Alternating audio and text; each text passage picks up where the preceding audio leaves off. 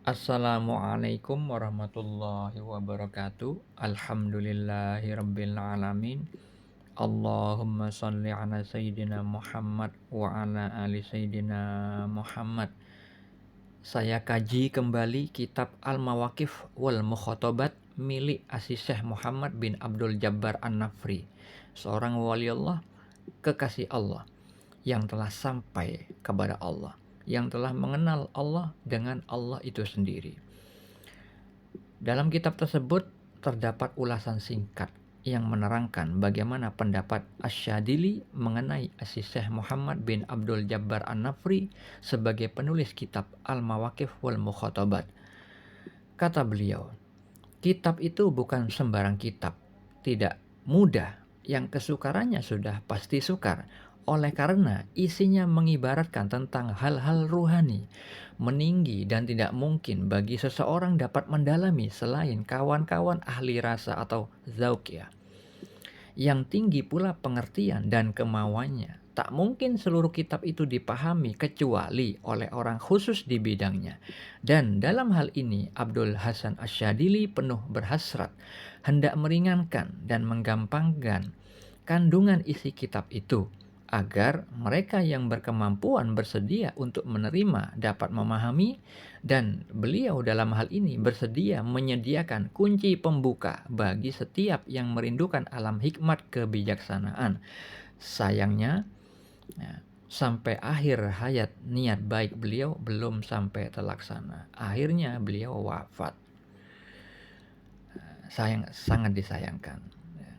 Lalu tema yang ingin saya angkat malam ini adalah kalimat yang mengandung ilmu hakikat yang Allah serukan kepada hambanya di dalam kitab tersebut.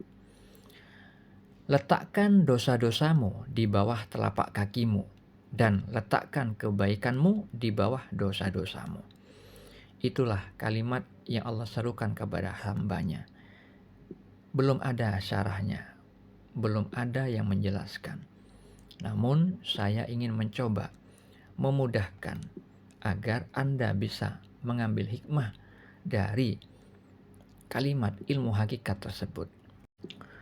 Makna dari kalimat letakkan dosa-dosamu di bawah telapak kakimu adalah ketika kita sudah berjihad, yaitu berjuang dengan sungguh-sungguh untuk bertakwa kepada Allah, menjalankan perintah Allah dan menjauhi larangan Allah. Namun ketika kita terjerumus kepada kemaksiatan yang sudah kita hindari, maka Allah menganjurkan untuk kita tidak berputus asa dari rahmat Allah. Karena sikap berputus asa dari rahmat Allah adalah sikapnya kaum yang kafir. Sebagaimana firman Allah di dalam surat Yusuf ayat 87. Dan janganlah kamu berputus asa dari rahmat Allah. Sesungguhnya tiada berputus asa dari rahmat Allah melainkan kaum yang kafir. Dan terkait juga dengan firman Allah di dalam surat Az-Zumar ayat 53. Allah berfirman, katakanlah, hai hamba-hambaku yang melampaui batas terhadap diri mereka sendiri, janganlah kamu berputus asa dari rahmat Allah. Sesungguhnya Allah mengampuni dosa-dosa semuanya. Sesungguhnya dialah yang maha pengampun lagi maha penyayang. Begitu juga Nabi Muhammad SAW di dalam hadis riwayat Bukhari nomor 7404 dan hadis riwayat Muslim nomor 2751 bersabda, dari Abu Hurairah dari Nabi SAW, ia berkata, tatkala Allah menciptakan makhluknya, dia menulis dalam kitabnya, yang kitab itu terletak di sisinya di atas ars, sesungguhnya rahmatku lebih mengalahkan kemurkaanku.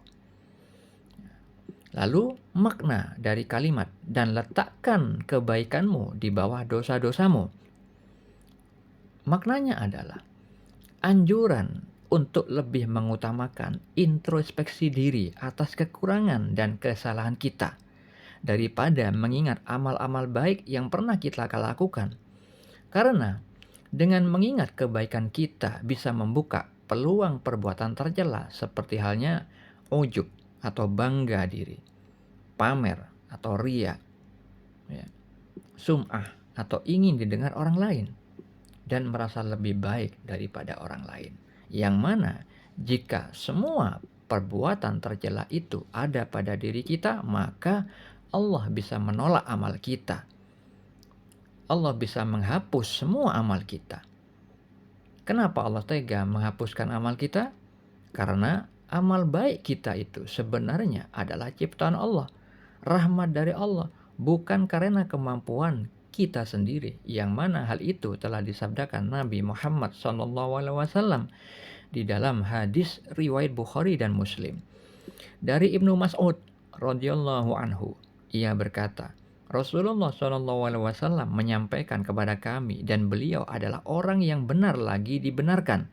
Sesungguhnya setiap kamu dihimpunkan kejadiannya di perut ibunya sebagai setetes mani selama 40 hari.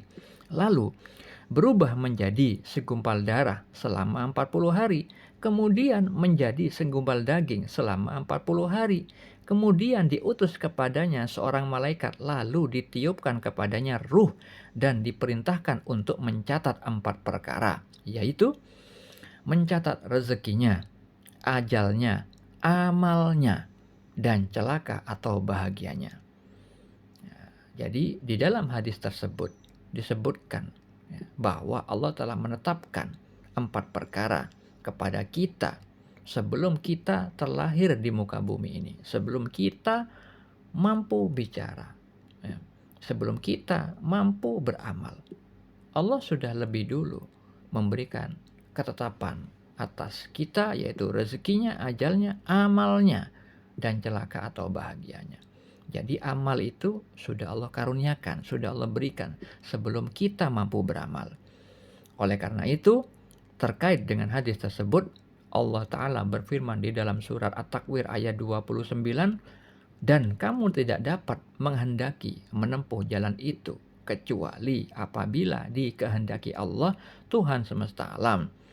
Di dalam surah As-Saffat ayat 96, Allah Ta'ala berfirman, padahal Allah lah yang menciptakan kamu dan apa yang kamu perbuat itu.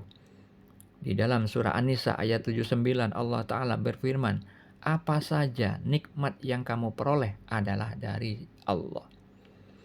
Jadi kalau kita memiliki dosa, Allah menganjurkan agar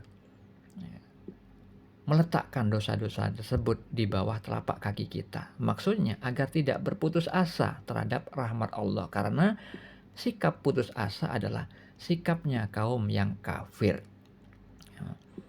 Kita tetap meminta ampunan kepada Allah karena rahmat Allah itu lebih besar daripada kemurkaannya. Dan ketika kita melihat amal baik kita, itu jangan diutamakan, melainkan kita meletakkan kebaikan yang pernah kita lakukan di muka bumi ini di bawah dosa-dosa kita. Artinya Allah menganjurkan untuk lebih fokus kepada melihat kekurangan diri kita, kesalahan diri kita, keterbatasan kita. Ingatlah selalu kalimat la haula wala quwata illa billah. Tiada daya dan upaya tanpa rahmat dari Allah. Sehingga kita bisa menghindari perbuatan-perbuatan tercela seperti bangga diri, riya atau pamer, ingin didengar orang lain, dan merasa lebih baik daripada orang lain. Itu lebih selamat bagi kita. Itulah anjuran Allah atas kalimat ilmu hakikat yang terdapat di dalam kitab Al-Mawaqif wal Mukhatabat. Semoga hal ini menjadi bermanfaat. Assalamualaikum warahmatullahi wabarakatuh.